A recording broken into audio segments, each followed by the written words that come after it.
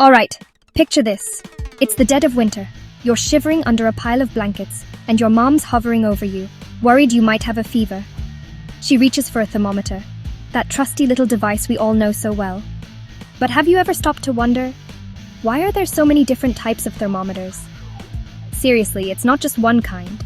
There's a whole world of them out there, each with its own special job. And how do they actually work? What's going on inside these gadgets when they're measuring your temperature? Let's break it down and see what makes each one unique. First up, the classic mercury thermometer. This is the one you might remember from your childhood or see in old movies.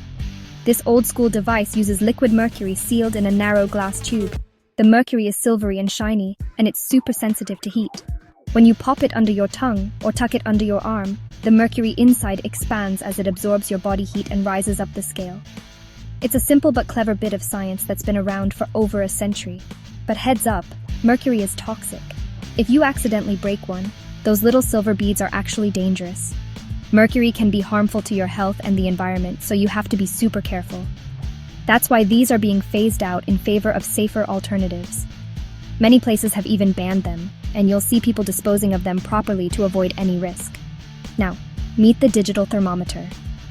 This is the modern go-to for most families and professionals. These little gadgets are everywhere. Your home, your school's nurse's office, even in pet clinics. They're super common because they're safe, fast, and easy to use. Instead of mercury, they use electronic sensors to measure your temperature. The sensor picks up the heat from your body and instantly converts it into a digital reading. They're quick, easy to read, and beep when they're done. No more squinting at tiny lines or waiting forever for a result. Plus, they can be used in different ways. Under your tongue, under your arm, or even rectally for babies. Super versatile and hygienic, since you can clean them easily or use disposable covers. Ever see someone get their temperature checked with a quick zap to the forehead?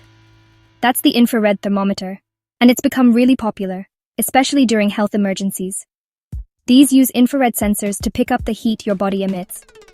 They can even show a thermal image, which looks pretty cool. No contact needed, just point and click. It's fast, hygienic, and perfect for checking lots of people in a short time. Perfect for big crowds or during outbreaks when you don't want to share germs.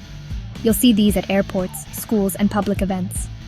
You'll also find bigger versions in kitchens and labs, checking everything from boiling oil to chemical reactions. They're not just for people. Speaking of the kitchen, let me introduce the cooking thermometer. If you love to cook, this tool is a must-have. If you want to nail that perfect steak or avoid undercooked chicken, this tool is your best friend. It helps you cook food safely and get the best flavor. Stick it into food, and it tells you if you've hit the magic temperature for safety and flavor. No more guessing if your food is done. And don't forget laboratory thermometers. These are a whole different breed. These are designed for experiments, not humans. Scientists use them to measure temperatures in all sorts of chemical reactions and scientific processes. They measure a wide range of temperatures and are super precise. Great for science class, chemistry labs, or any experiment where accuracy is key. So the next time you see a thermometer, think about what it's really built for. Each one is designed for a specific purpose, and using the right one makes all the difference. Whether it's checking a fever, making dinner, or running an experiment, there's a perfect thermometer out there for every job. That's it, Thermometers 101. Now you know the basics and a bit more. Now you're officially temperature savvy. Next time someone asks, you'll know exactly which thermometer to grab and why. Stay curious and maybe check your own temperature just for fun. Remember, science is all around us, even in the little things.